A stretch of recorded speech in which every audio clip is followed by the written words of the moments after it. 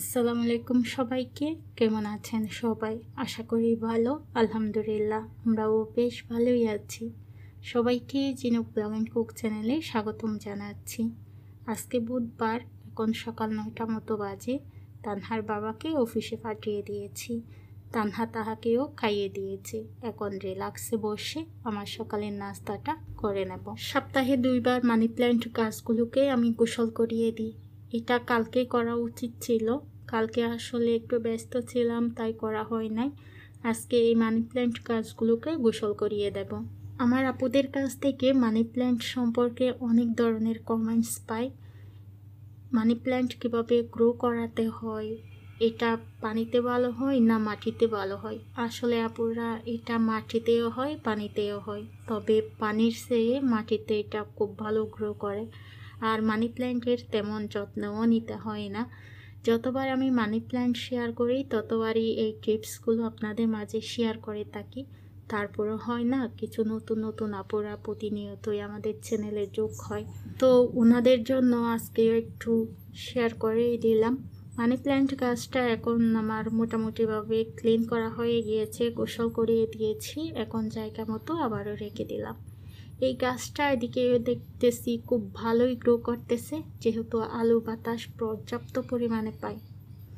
গতকালকে আপনাদের ভাইয়া আমাকে কিছু জিনিস কিনে দিয়েছে। গতকালকে আমরা একটু ডাক্তারের কাছে গিয়েছিলাম, তো ওখান থেকে আসার পথে একটু রিয়াজউদ্দিন বাজার গিয়েছিলাম। আপনাদের ভাইয়া গত 1 মাস ধরে অনেক বেশি ব্যস্ত হয়ে গিয়েছে ওনার অফিসের কাজে, আমাকে তো একদম সময় দিতে পারতেছে না। তো গতকালকে যেহেতু ডাক্তারের কাছে গিয়েছি, উনি আমাকে রিয়াজউদ্দিন বাজার নিয়ে গিয়েছিল আর বলছিল যা যা প্রয়োজন সব কিছু একসাথে কিনে নাও। তো প্রত্যেকটা জিনিসের দাম শুনে আসলে জিনিস নেওয়ার আগ্রহটাই হারিয়ে ফেলেছি। তারপরও যেগুলো না কিনলেই নয় ওই জিনিসগুলো কিনেছি। এখানে তানহার জন্য একটা টিফিন বক্স কিনেছি আর একটা তেলের ব্রাশ কিনেছি, সেই সাথে আরেকটা কিনেছি আপনার লেবুর যে রস বের করি, ওটা আমার আগেরও একটা ছিল, এখন আসলে ওটা খুঁজে পাচ্ছি না তাই আরেকটা নিলাম। আর এই যে গ্লাসগুলো দেখতেছেন, জানেন এগুলো আমি ভ্যান গাড়ি থেকে নিয়েছি, প্রতিটা 100 টাকা করে নিয়েছে। এখন যে ফ্রাই প্যানটা দেখাচ্ছি, এটা আমার সংসারের অনেক প্রয়োজন ছিল, অনেক দিন ধরে কিনবো চিন্তা করছিলাম, তবে সময় সুযোগ ওইভাবে হয়ে ওঠে নাই। সব সময় আসলে টাকা থাকলে হয় না, সময় সুযোগ বের করে জিনিসটা খুঁজে বাসায় নিয়ে আসতেও একটু সময় লাগে। তো সেসব চিন্তা করে এই জিনিসটা কিনতে একটু দেরি হয়ে গেল, তবে অবশেষে কিনতে পারলাম শখের জিনিসটা। এই জিনিসটাও আমাদের জন্য অনেক প্রয়োজন। আশা রাখছি আমার আপুরা এটা চিনতে পেরেছেন।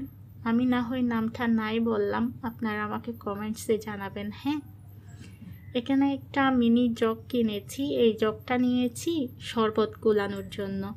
এটাও আমার আগের একটা ছিল, ওটা নষ্ট হয়ে গিয়েছে। আর এই জগে শরবত তৈরি করলে না অনেক সুন্দর লাগে। আমার বাসায় যেহেতু পিউরিট ইউজ করি, পিউরিটের ভিতরে যে জিনিসগুলো থাকে, মিটারগুলো থাকে, ওইগুলো 3 মাস পর পর চেঞ্জ করতে হয়। তো এটাইও একটা নিয়ে নিলাম। আর এখন যে বাস্কেটটা দেখতেছেন, এটা যে কী কাজে নিয়েছি আমি নিজেও বুঝতেছি না।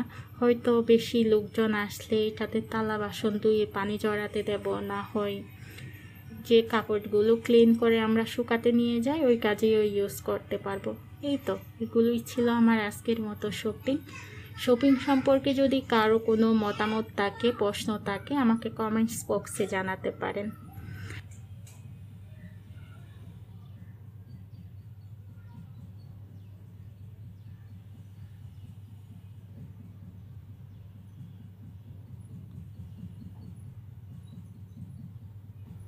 বাসার নিচে একটা ভ্যান গাড়ি এসেছিল, আমি 100 টাকা নিয়ে গিয়েছিলাম। এখানে 250 গ্রাম মতো কাঁচামরিচ আছে, এর দাম ছিল 30 টাকা। আর এই যে তুরুলগুলো দেখতেছেন, এগুলো নিয়েছি 40 টাকা দিয়ে, আর 30 টাকা দিয়ে একটা পোশাকের আটি কিনেছি। এগুলাকে তুরুল বলতেছি, আমাদের চট্টগ্রামের ভাষায় এগুলাকে তুরুল বলে। এর শুদ্ধ উচ্চারণ কি আসলে আমি জানি না, যদি ভুল হয় ক্ষমাসুলভ দৃষ্টিতে দেখবেন। টাকার কোনো মূল্যই নেই, তাই না? এই জিনিসগুলো 100 টাকার। আমার তো এই ধরনের তরকারি কোনো সময় কিনা হয় না, আপনাদের ভাইয়া বাহির থেকে নিয়ে আসে। বাসার নিচে প্যান গাড়ি থেকে কিংবা আশেপাশের দোকান থেকে কোনো সময় কিনা হয় না, তাই আসলে সবজির দাম সম্পর্কে আমার তেমন কোনো আইডিয়াই নেই। যেমন তেমনভাবে ইউজ করি। আজ থেকে চিন্তা করতেছি একটু ভেবে চিন্তে ইউজ করতে হবে। যে তুরুলগুলো দেখেছেন সেগুলো ডিম দিয়ে ভাজি করব। এটা আমার বাচ্চারা অনেক বেশি পছন্দ করে খেতে। এই একটা তরকারি দিয়েই ওদের খাওয়া হয়ে যাবে। এখানে একটু হলুদ গুঁড়ো দিচ্ছি, সেই সাথে একটু ধনিয়া গুঁড়া, আর ডিমটা একটু ঝুড়ি করে ভেজে নিয়েছি। এখানে তুরুলটা সার্কেল আকারে কেটে নিয়েছি। এই তো সব কিছু একসাথে মিক্স করে চুলায় বসিয়ে দেব। গরমের মধ্যে এই ধরনের খাবারগুলো অনেকখানি স্বস্তি দেয় আর পেটটা একদম ঠান্ডা রাখে। জানেন, এখন আমাদের চট্টগ্রামে প্রচুর গরম, তার উপর আবার লোডশেডিংয়ের পরিমাণটাও অনেকখানি বেড়ে গিয়েছে। বিদ্যুৎ একবার আসে একবার যায়, তো গরমে জীবন তো অতিষ্ঠ। এই খাবারগুলো অনেকখানি স্বস্তি দেয়। রান্না করার সময় আমি একটুও পানি অ্যাড করি নাই। দেখেন অনেকখানি পানি উঠেছে, কিন্তু এই যে তিত করলাগুলো দেখতেছেন, এগুলো আমার ছাদ বাগান থেকে এনেছি আজকে। সেই সাথে বরবটিগুলোও আমার ছাদ বাগানের। কেউ যদি আমার ছাদ বাগান দেখতে চান তাহলে কমেন্টস করে জানাবেন, আমি আপনাদের জন্য ভিডিও রেকর্ড করে শেয়ার করব। এই তিত করলা ভাজিটা গরম ভাতের সাথে খেতে এতখানি মজা, কি বলবো। তানহার বাবা, তানহা ওরাও খেয়েছে এই ভাজিটা, বেশ ভালোই লেগেছে। এখন পুঁই শাকটা রান্না করব। আজকে পুঁই শাকটা চিংড়ি মাছ দিয়ে আলু দিয়ে ঝোল করে রান্না করব। এখানে রেগুলার মশলাগুলো দিয়ে আলু আর চিংড়ি মাছটা একটু বোনা বোনা করে নিয়েছি। এখন পুঁই শাকের ডাঁটাগুলো অ্যাড করব।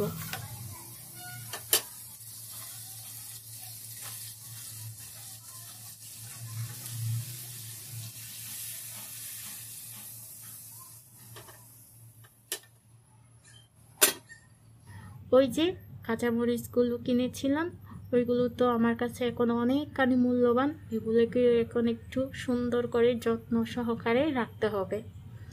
একটা টিস্যু দিয়ে এয়ারটাইট বক্সে রেখে দিলাম। এদিকে যে তেজপাতাগুলো দেখতেছেন, এগুলো কিছুক্ষণ আগে আমি ধুয়ে পরিষ্কার করে আমার বারান্দায় শুকাতে দিয়েছিলাম। এর মধ্যে এগুলো শুকিয়ে গিয়েছে। এখন কেটে একটা এয়ারটাইট জারে রেখে দেব। যখনই তেজপাতা কিনি একটু ফ্রেশ দেখে কেনার চেষ্টা করি, তবে কেন জানি একেবারে ফ্রেশটা পাওয়াই যায় না। তারপরও একটু কেটে বেছে যা নিতে পারি সেগুলো নিলাম। এখন এগুলাকে এই যে জারের মধ্যে রেখে দিচ্ছি। এভাবে কষ্ট করে কাজটা একবার করে নিলে যখন আমরা ইউজ করব তখন আর ক্লিন করার ওই ঝামেলাটা থাকে না। ছোটো ছোটো এই টিপসগুলো রান্নার ক্ষেত্রে অনেকখানি উপকার করে। যারা আমার মতো একা হাতে কাজ করেন, এই টিপসগুলো অ্যাপ্লাই করার চেষ্টা করবেন, দেখবেন আপনার কাজ অনেকখানি সহজ হয়ে গিয়েছে। রান্নাঘরে আর বেশিক্ষণ সময় কাটাতে হবে না আপনাকে। জারটা জায়গা মতো রেখে দিয়েছি। এদিকে পুঁই শাক রান্নাটা কতটুকু হয়েছে সেটা একটু দেখি। এই তো মোটামুটি রান্না হয়ে গিয়েছে, আর 4-5 মিনিট মতো রান্না করলে একেবারে হয়ে যাবে। তো এদিকে রান্নাটা হতে থাক, ওদিকে আমি রান্নাঘরটা ক্লিন করে নিই। এতে করে খুব অল্প সময়ে রান্নাঘর থেকে চলে যেতে পারবো। আসলে এই প্রচণ্ড গরমে রান্নাঘরের সময় কাটাতে একটুও ভালো লাগে না, তাই রান্নাঘরটা ঝটপট ক্লিন করে নিলাম।